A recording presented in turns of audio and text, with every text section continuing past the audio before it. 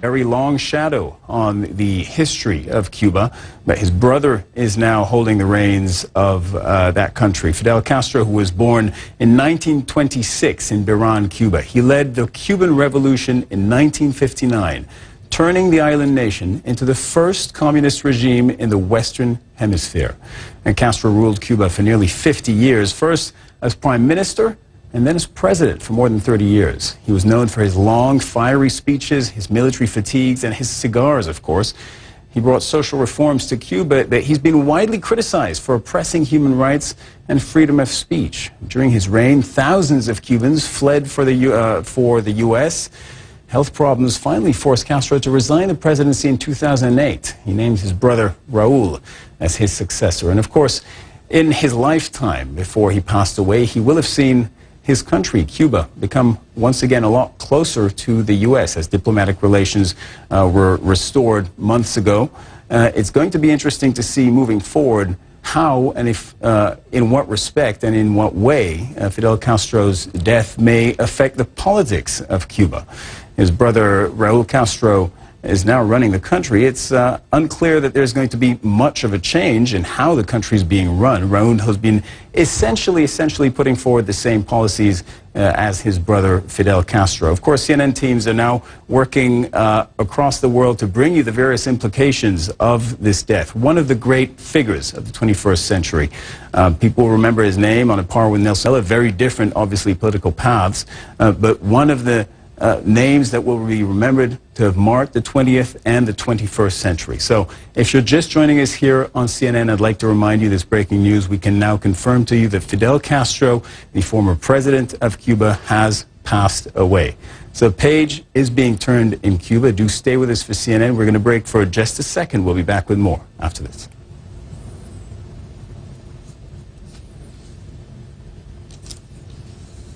All right. We're going to stay with you, and we're going to stay on this, of course. Our teams are currently working to pull as much information as we can on what's going on. For the moment, what we can tell you is that Fidel Castro has passed away, the former Cuban president, who had handed over the reins of power to his brother Raul Castro a couple of years ago. And of course, Cuba has been undergoing dramatic change over the last few years, and especially over the last few months, as diplomatic relations have been restored with his former nemesis, the U.S. It's going to be interesting to see going forward what impact the death of Fidel Castro may have. There's the psychological impact for people who have known Fidel Castro as the leader of that country and the essentially a father figure for Cuba for many years now. Will that change? What's it going to change psychologically for Cubans? What's it going to change for the politics of that country? All of those questions we're going to be getting answers to in the hours and I dare say in the days to come.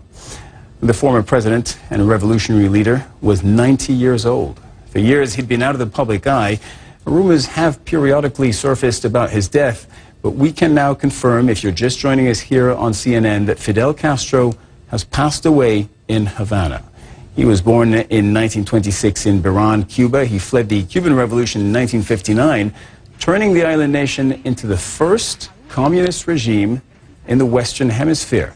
You're seeing pictures of him there with Venezuelan President Nicolas Maduro.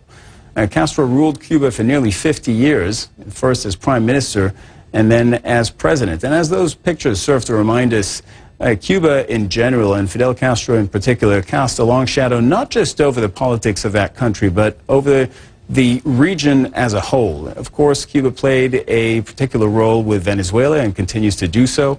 The recent Colombian peace accord between the Colombian government and the FARC rebels was brokered in Cuba, talks happening there for years, and this just serves to remind us of the influence that Fidel Castro has had over Cuba and indeed over the Caribbean and Latin American region over a number of decades now. Patrick Ottman is joining us over the line from Havana, Cuba. Patrick, appreciate you being with us. What can you tell us at this stage? And I know it's still early hours. That's right. This news has landed like a bomb on Cuba, a man who has ruled this island and had an influence across the world for some 60 years now, and we're just beginning to feel the after effects. It was an announcement made at the end of an event, a fairly typical event here, to mark a revolutionary anniversary. And what I'm told is that Raul Castro took to the stage to announce that Fidel Castro has died. Of course, the iconic leader who has angered U.S. presidents for decades. Some have called him a dictator, others a freedom fighter, but a man who has lived a life like few others, and apparently that life has come to an end. Raul Castro, Fidel Castro's younger brother, the current president of Cuba, announcing tonight that Fidel Castro has died at age 90, and this is going to be an event that we're going to be talking about for the days to come, perhaps the weeks to come, and certainly an event that many have been waiting for. Fidel Castro's been in bad health for so many years now, but he continued on, and over the years we saw less and less of him, but he still had incredible influence, certainly in Cuba and around the region. This is a man who, in Latin America and in Africa, for leftist governments, was the first world leader to really stand up to the United States, the leader who established a communist government just 90 miles from the United States, a leader who lived a life like few others and risked death throughout his career.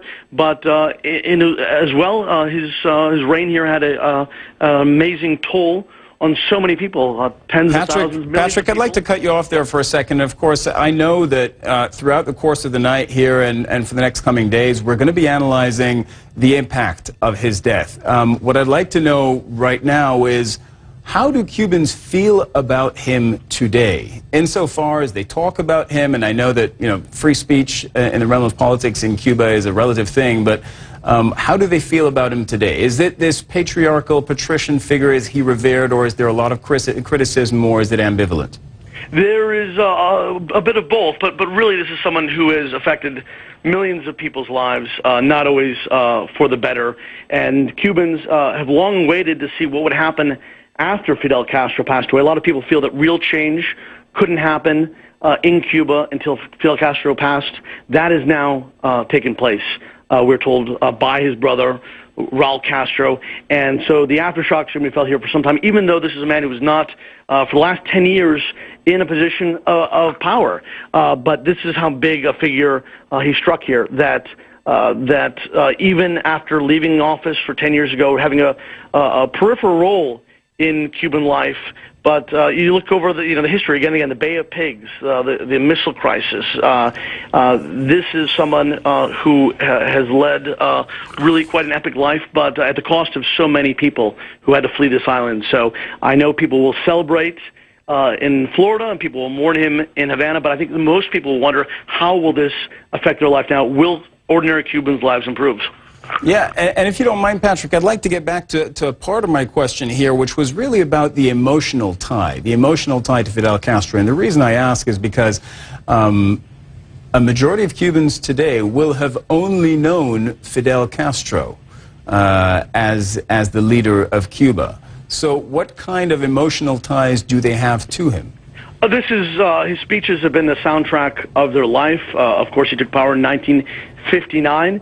So people have either known, Cubans have either known Fidel Castro or Raul Castro, a president named Castro, for their entire lives. They really can't imagine. You would ask Cubans, what do you think will happen after? And they just can't imagine a life without Fidel Castro or someone named Castro in power. So today is the day where they will look to the future and hope for a better future. But it's not really sure if that will happen because, of course, Raul Castro, while changing certain parts of his brother's governing style, a very authoritarian governing style, is very much the same kind of leader as Fidel Castro. Has not changed a single-party communist form of government, and we don't expect major changes to come from within Cuba, but certainly this is a moment where all eyes of the world will be looking at Cuba, and in the weeks ahead we'll be talking about funerals and world leaders coming here, but this is a story that's going to play out over months, if not years, because now there will be increased pressure from outside Cuba and from within for change. And so you're telling us about the emotional tie. It's interesting that you're saying his speeches have been the emotional, have been the soundtrack to a lot of people's lives in Cuba. We're seeing pictures now of the Venezuelan president, former late Venezuelan President Hugo Chavez. We'll get down into the nitty-gritty and find out, of course, all the influence that Cuba has had on people and Fidel Castro personally on leaders across the region. But I want to get back to this point about the transition from Fidel to Raul Castro and how much change people may have been expecting once this moment would come, the passing of Fidel Castro. Are they expecting the country to change, or is it more, the country's still in the hands of a Castro? I think the transition already took place years ago, and if Fidel Castro had not gotten so ill, and let's remind our viewers, 10 years ago he had a intestinal illness that forced him from power. If that had not happened, he would probably still be president. Raul Castro is not that much younger. He's 85 years old.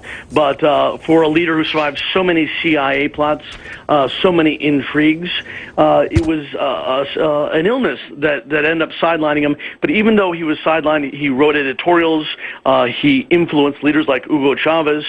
His words still carried a great rate around the world, and there's still a lot of hatred towards Fidel Castro because he is a symbol, and he will continue to be a symbol for so many things, for so many different people. But tonight we have learned that he has passed away, and this is certainly the end of a major chapter in Cuba, if not for world history.